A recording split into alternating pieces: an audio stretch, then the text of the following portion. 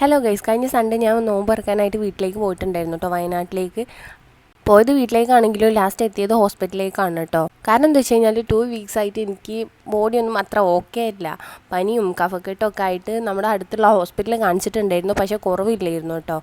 വീട്ടിലെത്തിയ സമയം എന്താണെന്നറിയില്ല, അങ്ങോട്ട് വയ്യാണ്ടായിട്ടുണ്ടായിരുന്നു. പിന്നെ ഇതിൽ കൂടുതൽ വീഡിയോസും അനിയനാണ് കേട്ടോ എടുത്ത് തന്നിട്ടുണ്ടായിരുന്നത്.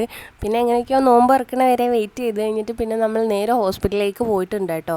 തീരെ വയ്യാണ്ടായിട്ടുണ്ടായിരുന്നു. നമ്മൾ നേരെ ചെന്ന് കാഷ്വാലിറ്റിയിലാണ് കേട്ടോ കാണിച്ചിട്ടുണ്ടായിരുന്നത്. അവിടെ കാണിച്ചതും ബ്ലഡ് ടെസ്റ്റും യൂറിൻ ടെസ്റ്റും ഒക്കെ ആയിട്ട് ഒരുപാട് ടെസ്റ്റും കാര്യങ്ങളും ഉണ്ടായിരുന്നു. പിന്നെ ടെസ്റ്റും കാര്യങ്ങളൊക്കെ കിട്ടി ഡോക്ടേഴ്സിനെയൊക്കെ കണ്ട് വരുമ്പോഴത്തേനും ഒരു നേരമായിട്ടുണ്ടായിരുന്നു കേട്ടോ. പിന്നെ നമ്മൾ അന്ന് അവിടെ സ്റ്റേ ചെയ്തു. അടുത്ത ദിവസം രാവിലെ ആയപ്പോൾ ഇക്ക മലപ്പുറത്തേക്ക് തിരിച്ച് പോന്നിട്ടുണ്ട് കേട്ടോ. ഞാനും മോനും അവിടെ നിന്നിട്ടുണ്ടായിരുന്നു.